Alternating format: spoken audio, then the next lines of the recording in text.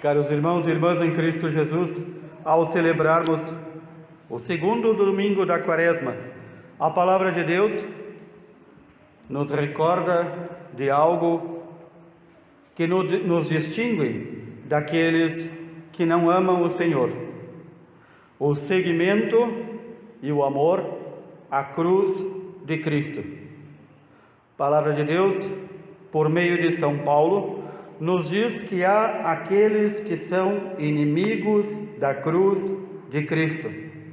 Já logo veremos o que isto significa na prática, porque muitas vezes constatamos isso, mas não entendemos. E então, o Santo Evangelho de hoje, que é o mesmo Evangelho da transfiguração do Senhor, São Lucas nos vai narrar como o Senhor, como sempre quando tinha algo muito importante e decisivo, levava Pedro, João e Tiago consigo e sobe a montanha para rezar. E o Senhor se transfigura, muda sua aparência, seu rosto, seu corpo, suas vestes, em tal brancura, em tal claridade, que já é dado a estes 3 discípulos, a estes 3 apóstolos, verem Jesus como será visto na ressurreição, transfigurado, já não é mais aquele. E então o Senhor lhes dá esta antecipação.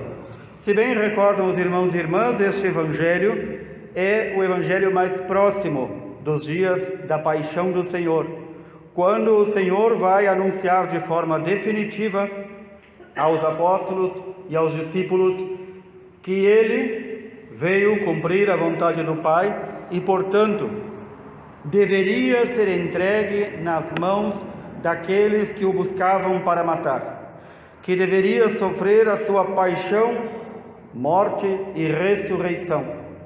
E vamos ouvir muitas vezes Pedro, impulsivo e abrindo a boca quando não deve, dizer: Senhor, que isso não aconteça. Senhor, faremos tudo para que isso não aconteça. E o Senhor dizendo: mas é necessário. É necessário. E então o Senhor lhes dá esta antecipação. E quem aí está junto com o Senhor na montanha? Moisés e Elias, representando aqui a síntese de toda a lei de Deus e todos os profetas.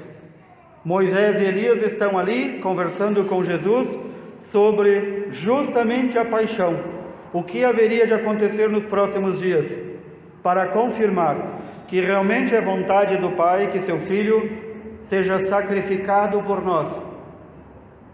Pedro, ao despertar, novamente impulsivo, e como diz aqui São Lucas, não sabia o que estava dizendo. Vê Moisés e Elias, os reconhece. Moisés e Elias já estavam mortos há alguns séculos. E, no entanto, os reconhece e diz: vamos fazer aqui 3 tendas. Uma para ti, Senhor, outra para Moisés, outra para Elias. Tenda é lugar de permanência. Como é que Moisés e Elias, que vieram, anunciaram o Cristo e que agora já não tem mais nenhuma função, porque já anunciaram e o Cristo está ali, para que eles iriam permanecer? Para que Cristo nosso Senhor ia permanecer na montanha se ele deveria descer a montanha e subir a Jerusalém para ser morto? Por isso o evangelista diz: Pedro não sabia o que estava dizendo. É este o mal que muitas vezes nos acomete, não saber o que dizemos das coisas de Deus. E isto decorre porque nós escutamos o Senhor, mas não o ouvimos. Nós vemos as coisas do Senhor, mas não enxergamos profundamente. E de onde vem esta dureza de nossos ouvidos, nossos olhos e nosso coração? É aqui que entra a pregação de São Paulo na carta aos Filipenses. São Paulo diz: ouvi dizer que aí entre vós, infelizmente, e devo dizer isso chorando, de São Paulo, há alguns que se comportam como inimigos da cruz de Cristo. Quem são estes? São aqueles para os quais o seu Deus é o estômago.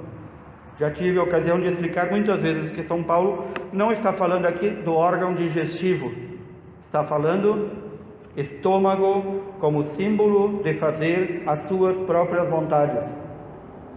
E então, nós temos que dar graças a Deus, porque pelo menos nesta hora que aqui estamos, assim esperamos. Cada um veio não para fazer a sua vontade, mas para fazer a vontade do Senhor, que nos ordenou que nos reunamos no dia do Senhor, é isso que significa domingo, e que juntos escutemos atentamente a palavra de Deus, comamos e bebamos do seu corpo e sangue, e elevemos preces e ação de graças ao Senhor. Mas há aqueles, e nos nossos dias são a maioria, para os quais o seu Deus é o seu estômago, ou seja, estão voltados unicamente a fazer as suas vontades. E quando nós nos voltamos a fazer unicamente as nossas vontades, os nossos desejos, nós já não somos capazes de escutar a voz do Senhor. Nós escutamos apenas outras vozes. A voz nossa, da nossa vontade, a voz daqueles que não seguem a Cristo e que estão no mundo, os inimigos da cruz de Cristo, e a voz do demônio. São essas três vozes que nos fazem todo o barulho possível para nos afastar do Senhor. E então aí nós temos que redobrar a nossa atenção por meio da oração, como bem nos recomenda a nossa Mãe Igreja, mais ainda na Quaresma: oração, jejum e esmola, sem os quais nós não conseguimos ouvir a voz do Senhor. Notem, queridos irmãos e irmãs, que na oração, no jejum e na esmola há um elemento comum: o silêncio. O Senhor manda dar esmola sem fazer alarde, o jejum sem mostrar para os outros que faz jejum, a oração no silêncio. Portanto, o silêncio é a condição ideal para que o Senhor fale e para que nós escutemos de verdade. Aqui recordemos quantos que já não ouvem mais a voz do Senhor, e por isso, ao ouvir a sua própria voz das suas vontades, ouvir a voz do mundo, para o qual toda a imoralidade e todas as coisas nojentas ou vergonhosas, como diz São Paulo, são normais, já se contaminou com a imundície. E cada vez que não ouvimos a voz do Senhor, cada vez que não paramos para ouvi-lo e fazer o devido silêncio, meditar e contemplar o que o Senhor nos quer dizer, quando nós o buscamos, embora Ele sempre esteja perto de nós já não entendemos o que Ele fala. Já não nos é possível que a sua voz penetre em nossos ouvidos, em nosso coração, em nossa vida. Não por culpa dele, que está sempre próximo de nós, mas porque nós já nos tornamos duros. E na nossa dureza vamos nos corrompendo cada vez mais. São Paulo vai dizer: não nos esqueçamos, nós somos cidadãos do céu. Somos cidadãos do céu, nós não somos cidadãos daqui. E de lá do céu aguardamos o nosso Salvador. É Ele que vai transformar este nosso corpo, igual ao seu corpo glorioso. É Ele que tem o poder de sujeitar todas as coisas a si. É Ele que tem o poder de falar e gerar vida na nossa vida, a vida verdadeira. Portanto, é necessário sim todo o silêncio, todo o momento de contemplação e meditação, para poder entender o que o Senhor nos quer falar. Eu dizia: quantos que já não ouvem mais o Senhor? Podíamos dizer: escutam, mas não ouvem. Veem, mas não enxergam. Não conseguem entender. Basicamente é isso, porque o seu coração está duro. E esta doença é possível de corromper a qualquer um de nós. Por isso São Paulo vai dizer Irmãos, observem, vivam de acordo com o exemplo que nós damos. Nós não devemos e não podemos copiar o mau exemplo, até mesmo daqueles que dentro da igreja emporcalham com as suas imundícies e com o seu coração duro a igreja e o mundo. Nós devemos ouvir, ver, examinar, copiar quais modelos? Aqueles que buscam a santidade. Por isso, aqui recordemos esta doença que vai endurecendo o nosso coração e nossa vida. É uma doença que acomete a muitos. Poucos dias atrás tivemos 3 noites de retiro e eu dizia: se todos aproveitassem o retiro, que foi anunciado, que foi falado, que foi gratuito, como tudo aqui em nossa paróquia, se todos aproveitassem, estaríamos até as ruas daqueles que realmente amam a Deus e não são inimigos da cruz. Mas como na parábola que o Senhor narra, do convite que o pai faz para a festa, as bodas de seu filho, muitos encontram muitas outras ocupações. E então nessas ocupações vão vivendo a sua vida. É a doença que acomete a muitos que no domingo vivem como qualquer outro dia, porque para eles não é dia do Senhor, é dia deles. Eles são os senhores de si mesmos, já não reconhecem o Senhor Deus e vivem para si, para suas coisas, para o seu prazer e para a sua vontade. Essa doença vai acometendo, mas essa doença se torna mais forte, mais violenta, especialmente do sábado para o domingo. E então aquela pessoa que está muito bem para comer, para festejar, para visitar, para passear, para receber visitas, para cruzar a perna e tomar chimarrão na praça, no domingo, sábado para o domingo, ela começa a ficar doente. Não doente do corpo, doente do coração. E ela não consegue mais tempo para o Senhor. E então começam a surgir realmente as doenças físicas, porque ela se afastou do Senhor. E das doenças físicas, que são o resultado de uma doença espiritual, vai também o coração falhando, não só o coração físico, mas o coração do nosso espírito. E então ela já não vai mais sentindo gosto nas coisas de Deus, vai sentindo gosto apenas nas suas coisas, e ela está doente para as coisas de Deus, as suas não, porque estes mesmos inimigos da cruz do Senhor, no domingo conseguem tudo, se necessário até caminhar 2 horas para ir na casa do parente que está em festa. É estes os tempos em que nós vivemos. Agora há pouco, vindo da Santa Missa que celebrei em outra comunidade, bem de frente à capela, uma pessoa que se diz muito católica, muito cristão, trabalhando, quebrando pedra, e disse: quando vais à missa? Hoje eu não tenho tempo. E amanhã? Amanhã podes já não estar mais aqui. Se nem no dia do Senhor tu não reserva para o Senhor, acorda sem rezar, passa o dia sem rezar, vai dormir sem rezar. O que é que distingue esta pessoa de um animal irracional, que não reza, que come, bebe, dorme, se reproduz e nunca reza? O que o distingue? Nada.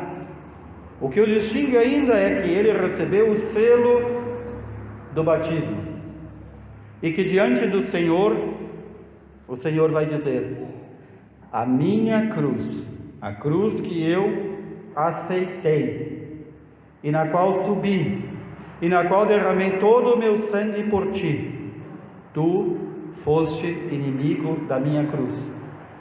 Tu não foste capaz de nem no meu dia estar comigo, nem no meu dia, nem naquele dia que é meu, o dia do Senhor, o domingo. E vejam como o coração vai morrendo. E então, se ele já não tem mais amor a Deus, nós falávamos sobre a caridade também no nosso retiro, a caridade para com Deus e para com o próximo vai morrendo. E se ele acha inoportuno e sem sabor as coisas de Deus, que dirá atender o próximo? Que dirá se condoer pelo próximo? E esta criatura vai se animalizando e vai se rebaixando ao nível dos animais. E hoje são os banquetes, amanhã é a cama, depois de amanhã são as bebidas, e depois de amanhã são as festas, e vai indo, até que ele vai juntando um cabedal, um punhado de coisas vergonhosas, tudo juntas, para viver, ao ponto de dizer: não existe Deus para me julgar. Ou então ele diz: Deus é tão bom que vai salvar todo mundo. São Paulo nos diz: o fim dos inimigos da cruz de Cristo é a perdição, não é a salvação. Aqueles que não amam o Senhor, não buscam o Senhor, não obedecem ao Senhor, o seu fim é a perdição. Não há um terceiro caminho, ou é a perdição ou é a salvação. Por isso, esta voz que os discípulos ouvem na nuvem, a mesma voz do Pai na transfiguração, é a mesma voz do Pai no batismo do Senhor. A voz que diz: este é o meu Filho amado, este é o meu Filho, o escolhido, escutai o que ele diz. Não é convite, não é proposta, não é sugestão, é ordem de Deus Pai.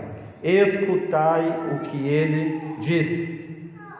E portanto, nós queremos pedir ao Senhor que nos mantenha no propósito de crescermos no amor a Deus e nossos irmãos, mas crescermos neste santo propósito de escutarmos o Senhor, de vermos o Senhor, de estarmos à disposição do Senhor. Que o Senhor nos dê a força nesta Santa Quaresma de fazermos a revisão da nossa vida. Um dia alguém me dizia: mas os 10 mandamentos são tantos, e a gente perde tanto tempo com tanta minúcia nos 10 mandamentos.